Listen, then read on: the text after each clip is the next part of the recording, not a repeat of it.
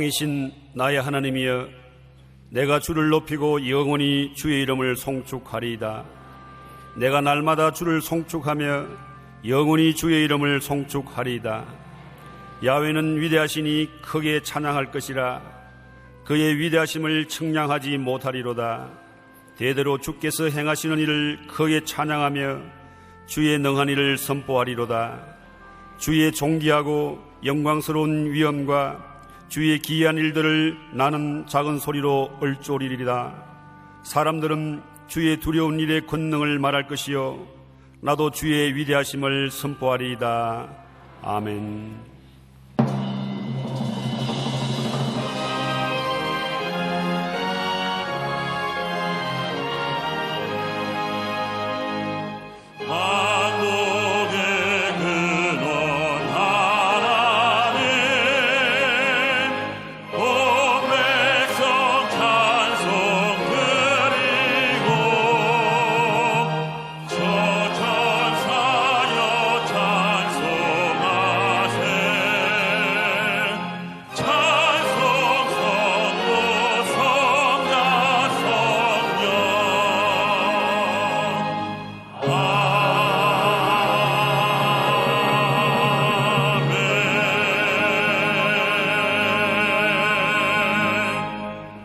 전능하사 천지를 만드신 하나님 아버지를 내가 믿사오며 그 외아들 우리 주 예수 그리스도를 믿사오니, 이는 성령으로 잉태하사 동정녀 마리아에게 나시고 본디오 빌라도에게 고난을 받으사 십자가에 못 박혀 죽으시고 장사한 지 사흘 만에 죽은 자 가운데서 다시 살아나시며 하늘에 오르사 전능하신 하나님 우편에 앉아 계시다가 저희로서 산자와 죽은 자를 심판하러 오시리라. 성령을 믿사오며 거룩한 공회와 성도가 서로 교통하는 것과 죄를 사하여 주시는 것과 몸이 다시 사는 것과 영원히 사는 것을 믿사옵나이다. 아멘.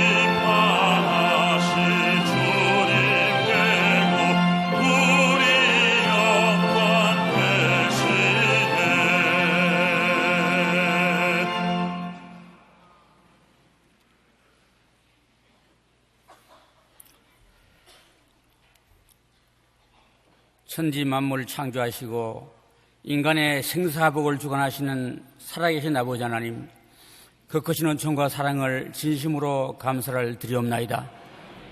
수많은 사랑 가운데 선별해서 하나님 자녀 삼아 주옵시고 기쁨과 소망 가운데 늘 복된 삶을 살게 해주신 크신 사랑을 다시 한번 감사를 드리옵나이다. 주께서 우리에게 베풀어 주신 수많은 은혜와 무수한 복을 말로 다 형언할 수가 없습니다. 우리의 사업장과 직장과 가정과 자녀 범사를 지켜주옵시고 저희들이 평안히 살수록 인도해 주셨습니다. 그러나 저희들은 시때때로 주님의 은혜를 잊어버리고 살 때가 많습니다. 불신앙하고 불순종하고 원망불평하며 전도하지 못하고 신방하지 못하고 내 생활에 발이 빨라 육신의 정욕, 안목의 정욕, 이 세상 자랑으로 살았음을 고백합니다. 주님 용서하여 주옵시고 공의를 베풀어 주옵소서.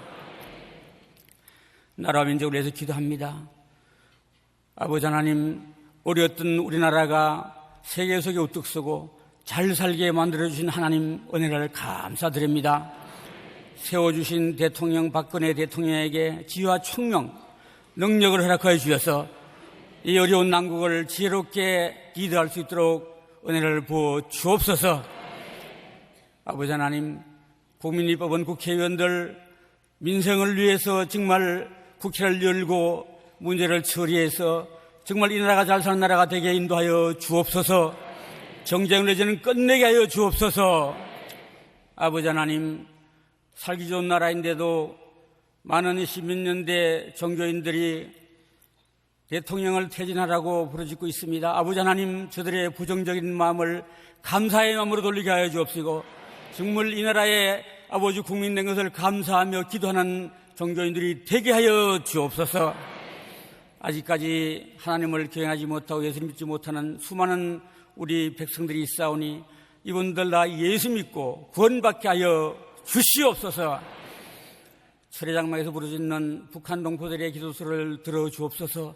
저들에게 자유를 주옵시고 저들에게 인권을 허락하여 주옵시고 김정일의 정권이 변화받게 하여 주옵시고 하나님이 간섭하여 주옵소서. 아버지 하나님, 5대양 6대주에 복음을 전파하며 아버지 많은 국위선양을 하고 또한 아버지 하늘나라 확장하신 조영기 원로 목사님 영육간의 강건함을 허락하여 주옵시고 성령의 충만케 하여 주옵시고 독수리의 샘을 주옵시며 청년의 힘을 주옵기를 간절히 바라고 나옵나이다. 아버지 하나님, 남은 사역을 끝까지 잘 감당해서 주님 앞에 큰 영광이 되게 하여 주옵소서. 예원 담임 목사님 성령 충만 주셔서 50만 양떼들이 늘 푸른 초장이 실만한 물가로 인도할 수 있도록 주님 복을 부어 주옵시고 성령으로 충만케 하여 주옵소서. 우리 교회 유년주일학교부터 연로 원로 장로회까지 기간기간을 복을 부어 주옵시고 아버지 주의 종들이 하나가 되게 하여 주옵시고 장로회가 사랑으로 하나가 되게 하여 주옵소서. 내 이웃을 내 몸같이 사랑하라 말씀하셨습니다. 우리 모두는 눈에 들보가 있습니다. 남의 눈에 티를 보고 정죄하지 않게 하여 주옵시고 회개하게 하여 주옵시며 누구가 누구를 정죄할 수 있단 말입니까? 아버지 하나님, 오직 우리는 사랑으로 하나가 되게 하여 주옵시고 장로회가 사랑으로 하나가 되게 하여 주옵시고 주의 종들이 사랑으로 하나가 되게 하여 주옵시고 성도들이 사랑으로 하나가 되어 주셔서 우리가 아버지 앞으로 50년 더 비전을 갖고 만방의 복음을 전파하는 아버지 풍성한 은혜를 베푸는 우리 교회가 되게 하여 주옵소서. 오늘 또 우리 성도들 사모하는 마음으로 달려왔습니다. 나올 때 근심, 걱정, 우수살이 가지가지 문제마다 안고 왔사오니 오늘 말씀 들을 때 문제가 해결받게 하여 주옵시고 기쁨으로 돌아가는 우리 성도들 다 되게 하여 주옵소서. 교회를 돕는 남녀 성교회 복을 부어 주옵시고 성가로 찬양을 올리는 성가대회 복을 부어 주옵시며 이 시간 아버지 하나님 인터넷으로 위성으로 예배드리는 처소마다 동일한 은혜를 부어 주옵소서.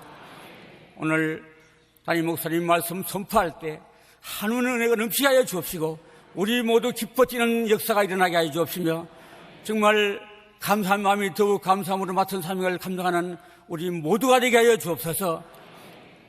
예배를 시종 주님께 의탁합니다. 주님 영광 받아 주시옵소서. 예수님 이름 받들어 감사하며 기도드리옵나이다.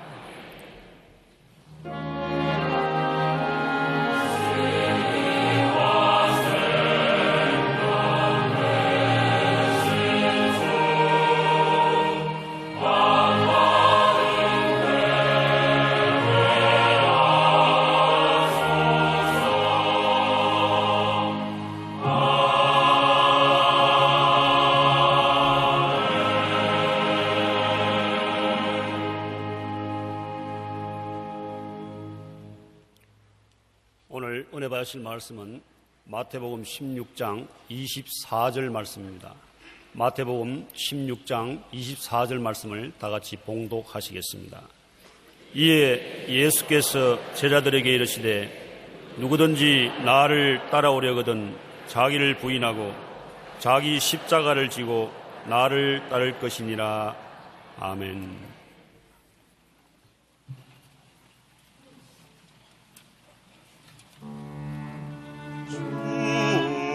오시는 날 누가 능히 당하며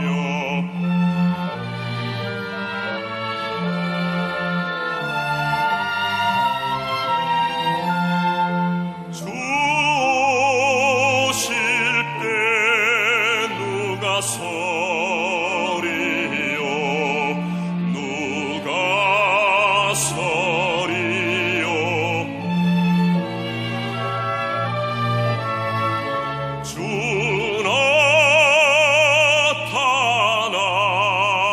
나타나실 때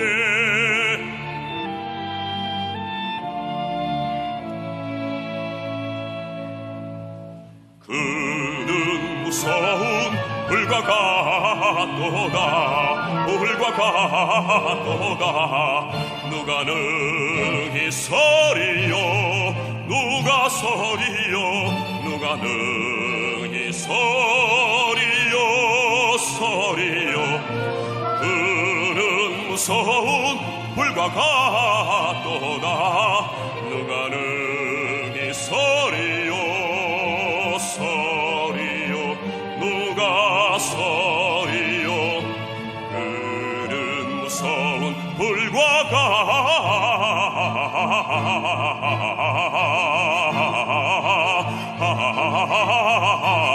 같도다 그는 무서운 불과 같도다.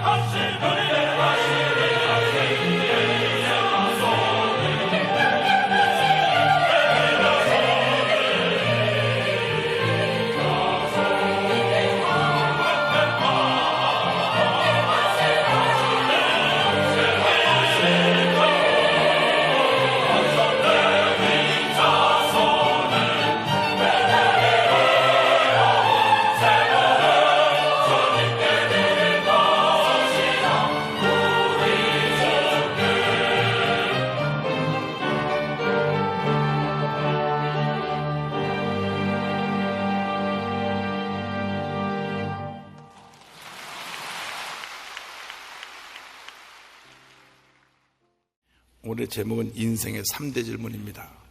마태복음 16장 24절 말씀 가지고 인생의 3대 질문, 이와 같은 제목으로 함께 말씀을 나누기 원합니다. 함께 따라 하시겠습니까? 인생의 3대 질문. 인생의 3대 질문.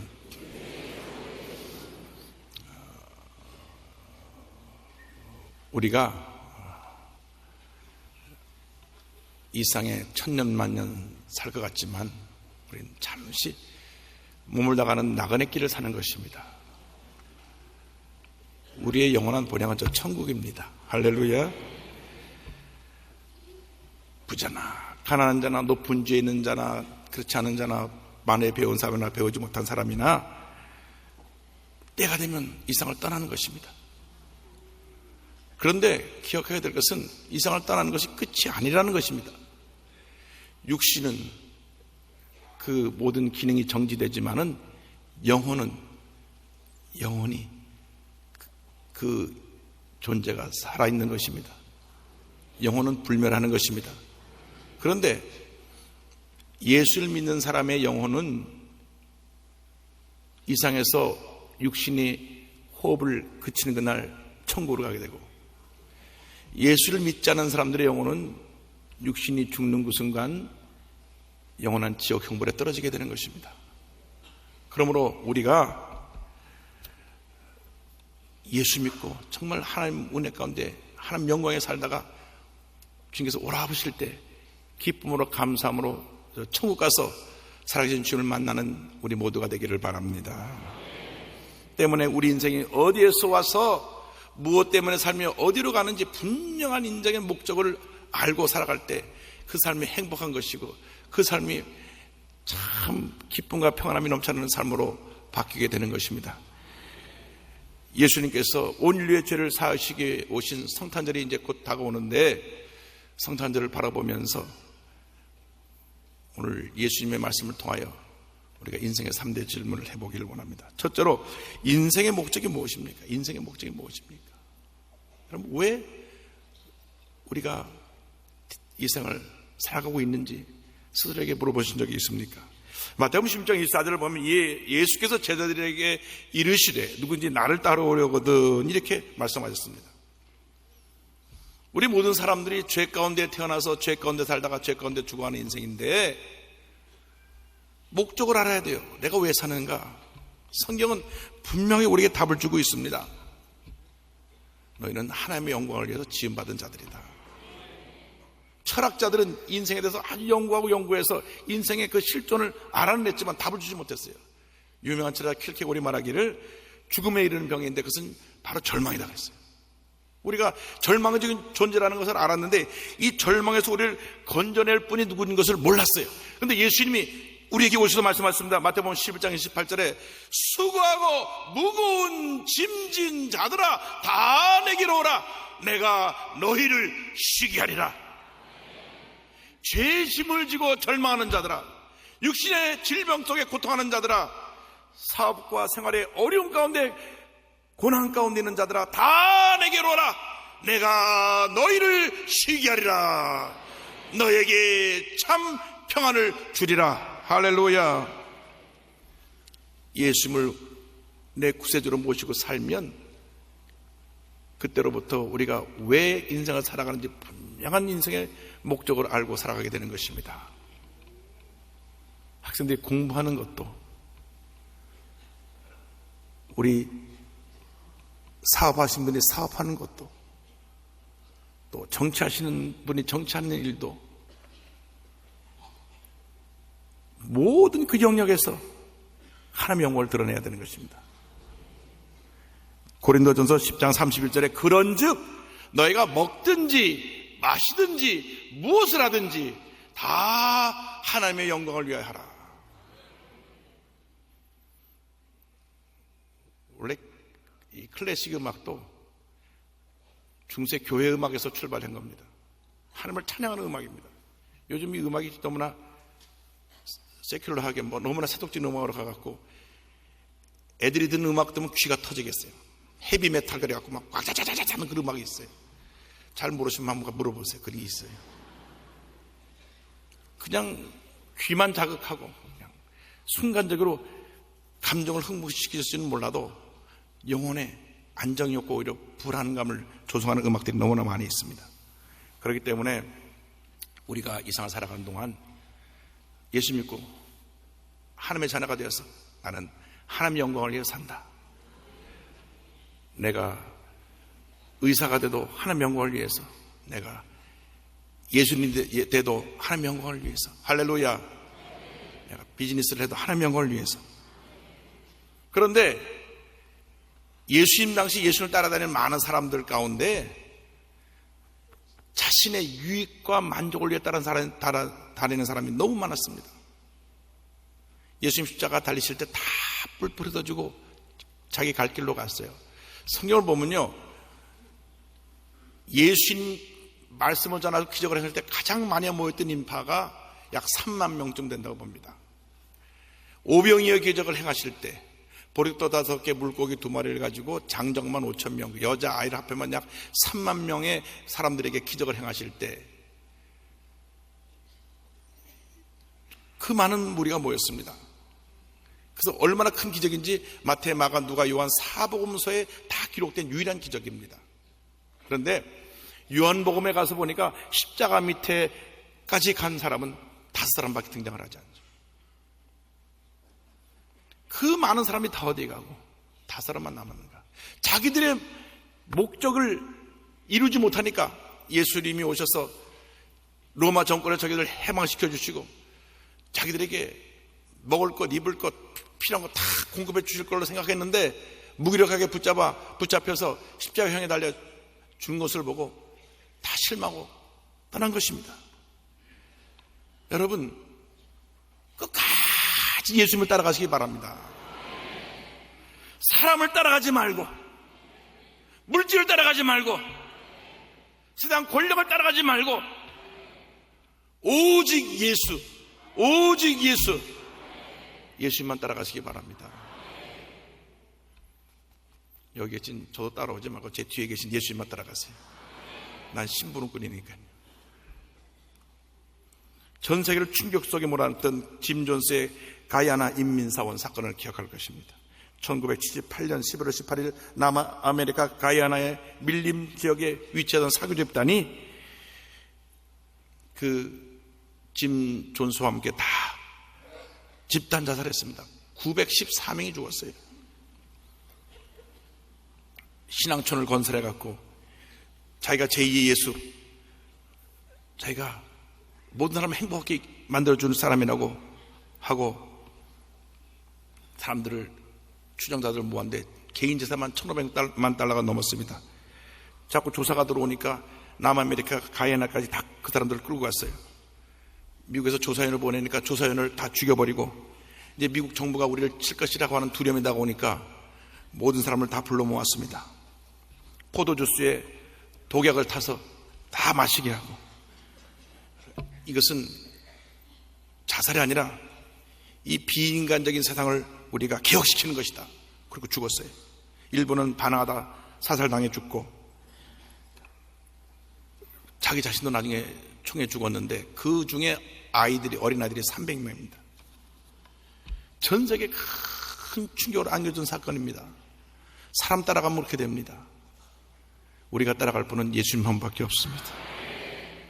진정으로 예수를 믿고 의지하고 따라가면 잠시 힘들고 어렵고 고통스러운 일이 있어도 궁극적으로 모든 것이 합력과 선을 이루게 되고 하나님의 영광을 받으시고 놀라운 은혜와 축복이 임하게 되는 것입니다. 그래서 주님께서 말씀하시기를 아무든지 나를 따르라 그러거든. 나를 따르라, 나를 따르라. 이 세상에 나를 따르라고 자신 있게 말할 분은 우리 예수님 한 분밖에 없어요. 나를 따라오려거든. 할렐루야. 주님 말씀하십니다. 요한복음 14장 6절에 내가 곧 길이요 진리요 생명이니 나로 말미암지 않고는 아버지께로 올 자가 없느니라. 예수님만이 유일한 길이 되시는 것입니다. 다른 길은 없습니다. 예수님만이 우리의 유일한 진리가 되시는 것입니다. 다른 진리가 없습니다. 예수님만이 우리의 영원한 생명이 되십니다. 다른 영원한 생명은 없는 것입니다. 예수를 믿을 때 그 생명이 우리 삶 가운데 임하게 되어서 우리는 영생의 삶을 살게 되는 것입니다. 그래서 히브리서 12장 2절에 믿음의 주여 또 온전하게 하시는 이인 예수를 바라보자. 그는 그 앞에 있는 기쁨을 위하여 십자가를 참으사 부끄러움을 개의치 아니하시더니 하나님의 보좌 우편에 앉으셨느니라. 우리가 예수를 바라보자 이렇게 우리 성경에 표현되는데요, 영어 NIV 성경 보면요 더 아주 구체적으로 Let us fix our eyes on Jesus, 눈의 초점을 예수님께 맞추자 이렇게 돼 있어요. 여러분의 눈의 초점을 딱 예수님께만 맞추고 고정시키고 주님만 따라가시기 바랍니다. 거기에 행복이 있습니다. 거기에 위로와 용서가 있습니다. 치료가 있습니다. 자유함이 있습니다. 이 세상 그 어떤 사람도 여러분에게 참된 만족을 주지 못합니다. 예수님만이 참된 만족을 줍니다. 이 세상 그 어떤 사람도 완전한 사람이 없습니다. 다 부족한 하나님 앞에 허물 많은 죄인일 뿐인 것입니다. 여기서 있는 저도 양파 같아서 다 까보고 아무것도 없습니다. 그렇습니다. 우리는 다 그와 같은 아무것도 아닌 존재입니다. 그러나 예수를 믿고 의지하고 따라갈 때 참된 행복이 있는 것입니다. 우리 인생의 목적이 무엇입니까? 내 예수 믿고 하나님께 영광 돌리며 삶을 사는 것입니다. 둘째로 당신은 누구입니까? 이렇게 묻습니다. 당신은 누구입니까? 그런데 마태복음 16장 24절을 보면 자기를 부인하고 이렇게 말씀했어요. 당신 누구냐고 묻는데 나는 아무것도 아닙니다라고 말하라는 것입니다. 그러나 이거 다시 바꿔 말하면 내가 예수 믿기 전에 내 중심으로 살고 내 뜻대로 살고 고집과 교만과 불순종으로 가득한 이 모습은 아무것도 아니라는 걸 고백하라는 것입니다. 그리고 나는 축복받은 하나님의 자녀입니다. 따라서 나는 축복받은 하나님의 자녀입니다. 할렐루야. 자기를 부인한다고 하는 것은 자기의 자랑, 고집, 교만, 불순종을 다 내려놓고 나는 하나님의 자녀입니다. 나는 복받은 하나님의 자녀입니다. 하나님이 나와 함께 하시기 때문에 하나님이 나의 일생을 인도하시고 나의 일생을 통하여 영광을 홀로 받으실 것입니다. 출애굽기가 보면요, 이스라엘 백성들이 430년 동안 애굽에서 노예 생활하다가 하나님 놀라운 은혜 가운데 그 애굽을 떠나서 이제 가나안으로 가는데 그 앞에 홍해가 가로막혔습니다. 홍해가 막혔어요. 홍해. 바다가 막힌 것입니다. 뒤에는 바로의 군대가 쫓아옵니다. 앞에는 바다입니다. 그런데요, 온 백성이 두려워 떨 때 주님의 음성을 들은 모세가 말합니다. 너희는 가만히 서서 오늘 하나님께서 어떻게 일하시는가 지켜봐라. 오늘 우리에게 말씀하십니다. 너희는 가만히 있고 너희들이 날뛰지 말고 너희들은 하나님 앞에 엎드려 기도하고 내가 어떻게 나의 일을 하는가를 지켜보아라. 그래서 여러분, 우리가 염려하면 안 돼요. 염려할 시간에 기도해야 돼요. 염려할 시간에 주께 맡겨야 돼요. 뭐 내가 이렇게 하겠다 여러분이 하는 게 아닙니다. 하나님이 하시는 것입니다. 특별히 교회 일은 하나님이 하십니다. 오늘도 저는 기적을 봅니다. 어디서 이 많은 분들이 이 교회 이 자리를 가득 채우고 이곳에 몰려오는지, 이 기적이에요. 주차하기 불편하죠. 그렇게 밀지 말라고 그러는데도 두루며 나가면서 막 떠밀려가다 떠밀려 내려가고, 어떤 분 그러다가 둥둥 떠가 다닌다고. 근데 우리 교인들은 그게 하도 익숙해서 별 그런가 보다 하고 떠밀려가고 떠밀려오는데, 외교에서 오신 이제 성도들이, 손님들이 가끔 놀랜대요. 막 가만히 있다 보니까 또 내려와 있대.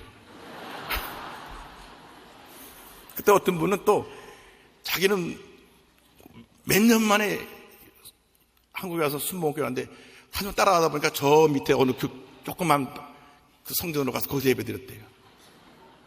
거기도 주님 계시지만 본인은 이제 외국에서 와가지고 대성전에 한번 오기를 그렇게 사모하고 왔는데, 내가 뭐 몇 년 만에 딱 출장 내서 한 주 비는데 와보니까 내가 여기 어디 와 있나 보니까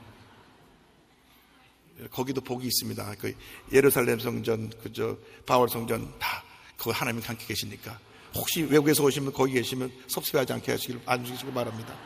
오늘 바울 성전, 예루살렘 성전, 행복 성전, 영광대학, 안족 성전, 부족 성전, 가나안 성전 다 꽉 찼는데 여러분, 거기도 주님 계세요. 할렐루야.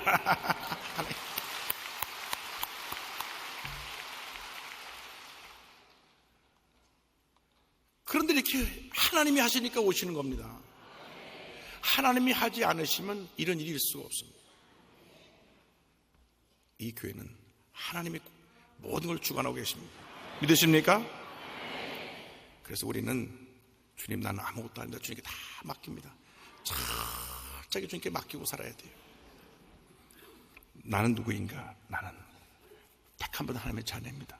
앤드류 모레 목사님이 나를 버려야 예수가 산다 하는 그 책에서 이런 고백을 했습니다. 자아가 깨어진 사람은 자기의 무능력을 깨닫고 나는 아무것도 아님을 이렇게 고백한다. 나는 십자가에 못 박힌 사람이다. 나는 전적으로 무력하다. 당신의 자아가 죽은 곳에서 주님이 일하시기 시작하신다. 그리스도의 십자가에 동참하려는 사람은 매 시간, 매 순간마다 하나님의 은혜에 힘입어 끊임없이 자아를 부인해야 한다. 하나님 우리 안에서 그분의 삶을 사셔야 한다. 여러분, 이렇게 고백했어요. 나는 아무것도 아닙니다. 주님만이 나의 모든 것이 되십니다. 할렐루야. 그러면 그때부터 은혜가 임해요. 가만히 있어라. 내가 일을 다 할 텐데 왜 너희가 걱정하느냐. 그래서 이스라엘 백성들이 가만히 있어서 기도만 하고 주님 바라봤더니 하나님이 홍해를 쫙 갈라주셨는데, 바다를 육지로 건넜잖아요. 근데 또 걱정이 생겼어요. 바로 군대가 또 따라오네. 근데 다 건너가니까 또 물을 싹 합치셔가지고 다 그들을 물에 떠내버리게 하셨어요. 너희가 오늘 본 바로의 군대를 다시는 보지 않을 것이라. 할렐루야. 걱정하지 마십시오. 여러분을 힘들게 하고 어렵게 하고 고통스럽게 하는 이것은 주님이 다 해결해 주세요. 다시는 여러분 눈앞에 그런 일이 생기지 않게 만들어 주십니다. 믿습니까? 그래서 우리는 축복받은 하나님의 자녀로 늘 사도 바울의 신앙 고백을 해야 돼요. 갈라디아서 2장 20절을 우리 다 같이 한번 고백합니다. 내가 그리스도와 함께 십자가에 못 박혔나니 그런즉 이제는 내가 사는 것이 아니요 오직 내 안에 그리스도께서 사시는 것이라. 이제 내가 육체 가운데 사는 것은 나를 사랑하사 나를 위하여 자기 자신을 버리신 하나님의 아들을 믿는 믿음 안에서 사는 것이라. 아멘. 아멘. 내가 죽으면 주님이 부활하셔서 나를 다스려 주시니 그거 어디나 하늘나라. 그렇잖아요. 찬송이 그대로 세상과 나는 간 곳 없고 구속한 주만 보이도다. 할렐루야. 그렇게 되는 거예요. 왜? 주님이 나를 대신하여 살아주시니까 염려할 것이 없어요. 걱정할 것이 없어요. 염려할 시간에 기도하세요. 찬양하세요. 주님 앞에 매달리세요. 그 사도 바울이 그런 얘기를 했어요. 자꾸 옛사람이 걱정을 하고 염려하니까 고린도전서 15장 4절에 형제들아 내가 그리스도 예수 우리 주 안에서 가진 바 너에게 대한 나의 자랑을 두고 단언하노니 한번 따라하세요. 나는 날마다 죽노라. 할렐루야. 내가 죽어야 살아요. 이 세상의 모든 사람은 살려고 왔지만 예수님이 죽으러 오셨습니다. 그러나 예수님이 죽으심으로 온 인류가 살았습니다. 할렐루야. 이것이 기독교의 역설적인 진리입니다. 주님, 나는 아무것도 아닙니다. 나는 죽었습니다. 그러면 섭섭이가 사라져요. 죽은 사람이 뭐 섭섭해요. 죽었는데 죽은 사람은 꼬집어도 아프다 그러지도 않고요. 밟아도 욕을 해도 가만히 있는 거예요. 욕을 할 테면 해라. 난 죽었다. 그렇잖아요.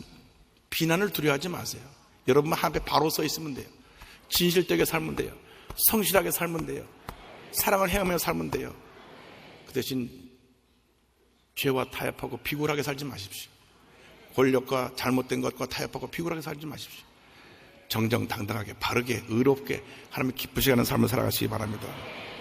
내가 죽으면 주님이 나를 통해서 사심으로 말미암아 내가 죽으면 내가 살고, 내가 죽으면 우리 가정이 살고, 내가 죽으면 이 교회가 살고, 내가 죽으면 이 나라가 사는 것입니다. 왜? 주님이 사시니까. 주님이 사시니까 나의 문제 해결되고, 주님이 사시니까 가정의 문제 해결되고, 주님이 사시니까 교회 문제 해결되고, 주님이 사시니까 이 대한민국의 문제가 해결되는 것입니다. 여러분이 하는 것이 아니에요. 착각하지 마세요. 주님이 하십니다. 내가 돈을 벌었습니다. 천만의 말씀. 주님이 은혜를 주셔서 돈을 버는 거지요. 그러니까 주님의 영광에서 아낌없이 써야 더 주신다고요. 내 것이라고 이렇게 안 주세요. 아낌없이 주님에서 쓰십시오. 더 주세요.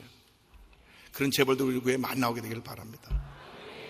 그리고 공직자의 위치에 서신 분들은 그때 바르게 그 일을 하십시오. 절대 정적으로 타협해갖고 잘못된 판단하지 말고 바로 그러한 위치에 세워졌을 때는 하나님의 뜻이 있는 것이거든요.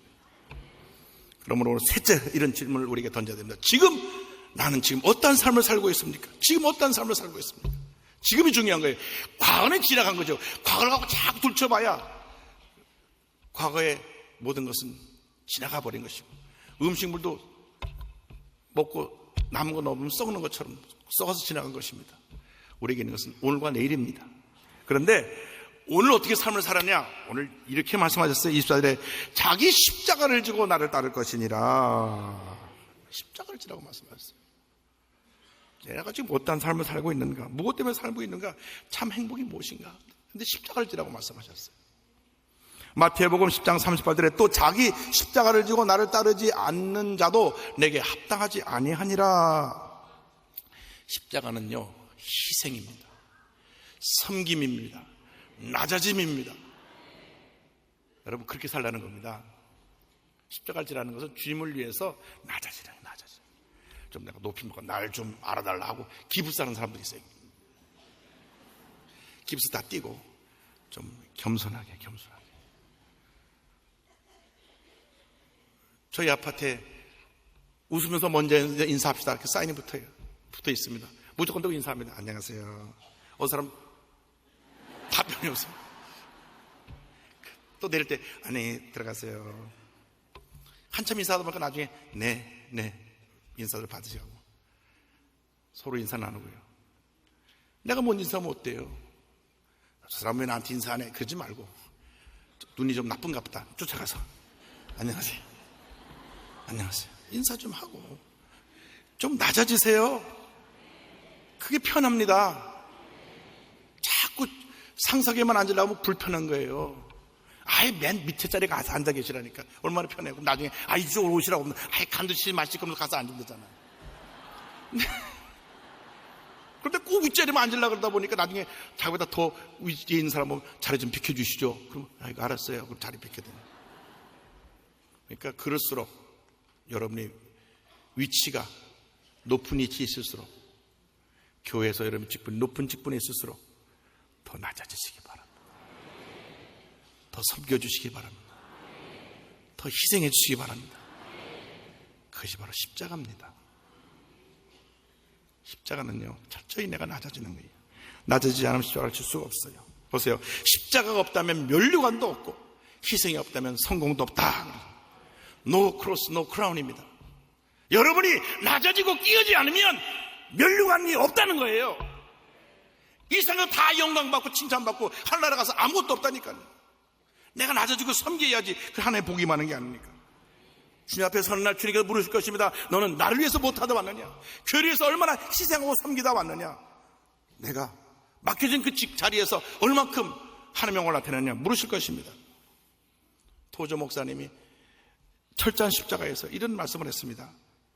우리는 십자가에 대해 결단해야 된다. 선택은 두 가지뿐이다. 하나는 십자가를 회피하는 것이고, 다른 하나는 십자가 위에서 죽는 것이다. 십자가가 당신을 완전히 죽이게 하라. 하나님을 찾아라. 거룩함을 추구하고 당신이 당하게 될 고난을 두려워하지 말라. 내비게이터 선교회는요, 성경 공부를 통해서 전 세계를 복음화하자고 하는 생겨난 그 단체입니다. 근데 내비게이터 그 선교회 지도자가 홍콩에 가서 이제 홍콩의 그 내비게이터 그 교육을 하는 분을 만났는데,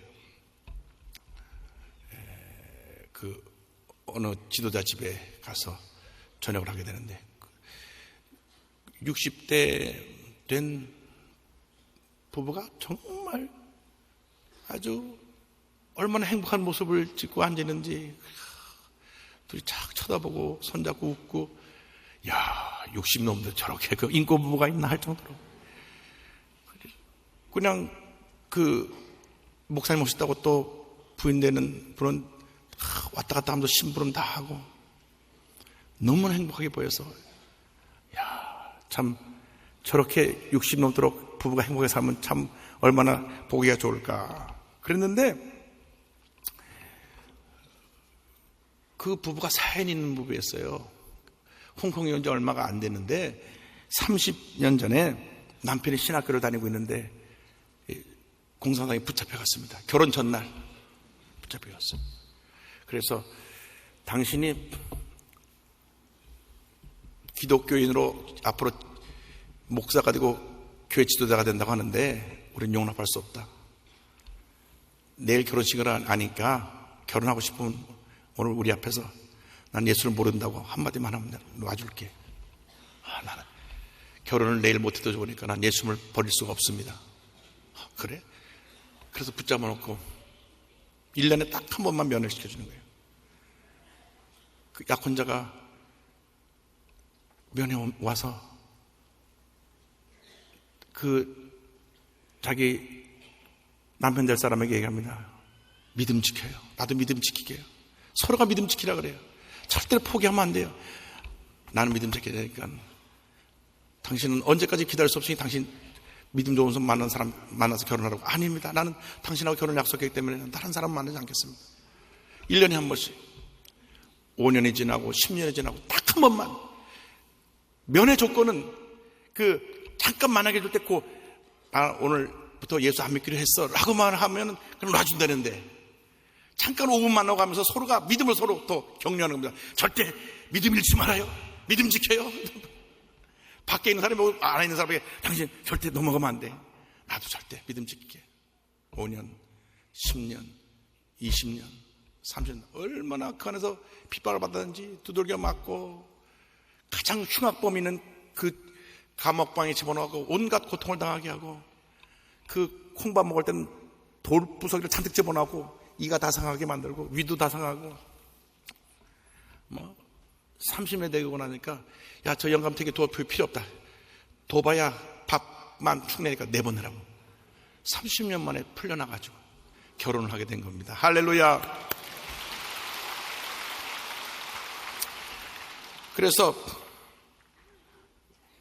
추방받아서 홍콩에 와서 둘이 30년 만에 신혼 살림을 시작한 겁니다. 그러니 1분 1초가 얼마나 아까워요. 그냥 늘 붙잡혀요. 그 믿음. 3년을 하루같이 자기 신랑을 기다리고 자기 신부를 기다린 그 두 분의 믿음. 이거 십자가예요. 십자가예요. 우리 한국말이에요. 고무신 거꾸로 신다는 말이 있어요. 아세요? 남친이 군대 간 동안에 2년 동안에 바뀌는 거죠. 우리 이런데 말이지 이 사람 보세요. 30년을 다 감옥 갔는데 지키잖아요. 목숨까지 내놓고 십자가를 지는 분들이 있어요. 파키스탄의 기독교 장관 샤바즈 바티 장관 10년 동안 전 세계에서 약 100만 명 넘는 사람들이 예수를 믿는다는 이유 하나만 가지고도 박해받고 희생을 당했는데 2011년 3월 2일 파키스탄의 40개 부처 장관 중 유일한 기독교인인 샤바즈 바티 장관이 자동소총으로 무장교관들에게 의해서 순교를 당했습니다. 아신 대로 파키스탄은 이슬람 국가입니다. 이슬람 국가에서 기독교인이 신앙생활을 제대로 할 수 없어요. 얼마나 많은 박해가 임한지 모릅니다. 어릴 때부터 아버지 따라 교회를 다녔던 이 바티 장관은 예수님의 십자가에 대한 얘기를 듣고 내 삶을 주님께 드립니다. 하나님이 그를 붙들어 주셔서 그가 처음으로 이슬람 국가에서 기독교인으로 장관이 됐는데 이슬람 과격분자들이 기다리고 있다가 그를 자동차로 쏴서 그는 그 총에 맞아 순교했습니다. 언제든지 자기가 죽을 수 있다는 것 때문에 결혼도 하지 않고 자기가 홀몸으로 그 장관직을 수행하다가 죽었는데 순교하기 1년 전에 한국에 와서 방송국에서 인터뷰를 한 기록이 있습니다. 이런 말씀했어요. 예수님은 제 인생의 모든 것입니다. 저는 예수님을 위해 살고 예수님을 위해 죽을 것입니다. 예수님의 사랑 복음이 제 삶을 움직였습니다. 저는 제 삶을 예수님을 세워나가기를 원합니다. 우리의 신앙과 복음은 실천을 통하여 나타내야 한다고 말하고 싶습니다. 지금은 우리가 그리스도를 따르는 자들임을 증명할 때입니다. 훗날 주님을 위하여 제 생명을 희생할 수 있다면 저는 행복한 사람이라 여길 것입니다. 자기가 주님을 위해서 죽는다면 그것이 행복일 것이다. 참 위대한 신앙인의 고백입니다. 여러분, 하나님 영광을 나타내는 삶을 살는 여러분 되시기를 바랍니다. 여러분의 삶이 정말 주님을 사랑하는 삶이 되어서 여러분이 이 세상에서 그 삶을 마쳤을 때 아름다운 예수님의 사랑의 흔적들이 남아있게 되기를 바랍니다. 저에게 장로님이셨던 우리 최명신 장로님이 11월 25일 날 소천하시는데요, 한국 역사상으로는 처음으로 장군이 일반 병사 묘역에 묻히셨습니다. 황해도 곡산 출생에서 태어나셔서 1947년 월남하시고 육사 5기로 그가 군 복무를, 군인의 길을 가게 되셨는데 한국전쟁 당시 20대 나이로 중대장으로 참전했고요. 1965년 9월 한국군 초대 사령관이로 4년 8개월 동안 그 월남전에 지휘했는데 아주 혁혁한 공과를 세우고 부하 군인들뿐 아니라 베트남 사람들에게까지도 존경받는 그러한 지도자였습니다.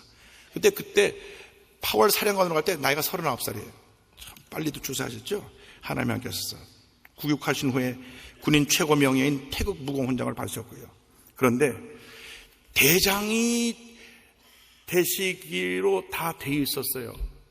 저도 그 빈소에 가서 보니까 대장이 아니고 별 셋이시더라고요. 그래서 저는 그때 미국에 있어갖고 그때의 얘기를 잘 몰랐는데 알아보니까 유신을 끝까지 반대해서 대장 진급을 앞두고 예편되시고, 그리고 늘 입버릇처럼 말씀하신 대로 월남에서 피를 흘려 그 점을 바쳐 순직한 젊은 부하 사병 옆에 묻히기를 원한다 해서 월남 전사자 묘역 제2구역 묘지번호 34489번에 한평에 그 자리에 묻히셨습니다. 장군이 죽으면 8평을 줍니다. 그럼 비석도 크게 세우고 단도 세워주는데 그 일반 병사가 똑같은 비석에 똑같은 한 평에 그 부하 병사 옆에 묻혔어요. 독실한 크리스찬인 권호성 육군 참모총장이 조사를 통해서 이 고인은 불멸의 군인이요 영원한 지휘관이요 최명신 장군님 깊이 흠모합니다. 이렇게 경의를 표했고요. 유가족 대표는 인사말을 통해서 평생 나라를 사랑하고 군인을 사랑했습니다. 명예와 권력을 쫓아다니지 않은 멋진 군인이었습니다. 할렐루야.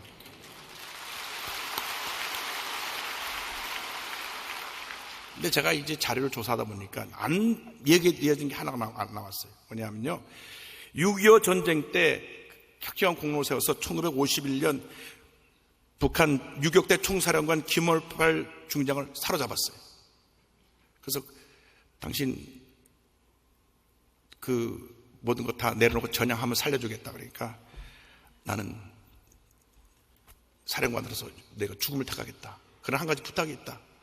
내가 전쟁 때 아이 하나를 전쟁 구하를 내 아들처럼 데리고 다니고 있는데 내가 죽더라도 이 아이는 남조선에 데리고 가서 돌봐달라. 교육을 좀 시켜달라. 그럼 내가 평안히 죽을 수 있겠다. 그래서 약속을 하니까 그 자리에서 그가 자결해 죽었습니다. 그때 그 아이가 11살 차입니다. 그래서 본인 호적의 친동생으로 호적을 올리고 그 동생의 온갖 뒷바라지를 다 해서 그 동생이 서울대학도 나오고 그 다음에 박사를 받고 교수가 돼가지고 지금 76세신데요. 이 장례식장에서 끝까지 이 모든 장례식을 다 그 유가족 대표의 한 사람으로서 그 장례식장을 지켰습니다. 얼마나 아름다워요. 할렐루야.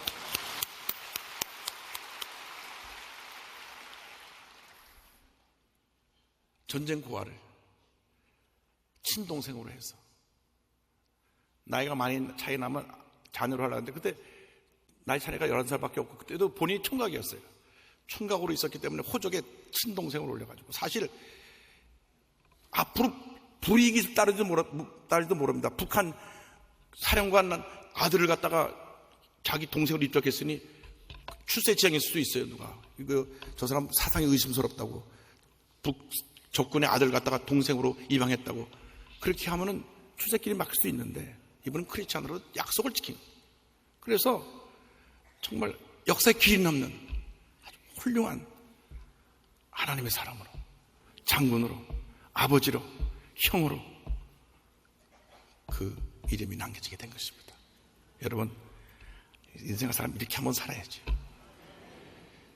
돌아가시고 난 다음에 욕하는, 침 뱉는 그런 사람이 되지 말고 누구나 그 죽음을 안타까워하면서 나도 저와 같은 삶을 살아야 되겠다, 이와 같은 이 세상의 아름다운 흔적을 남기는 주님의 자녀 되시기를 주님의 이름으로 축원합니다.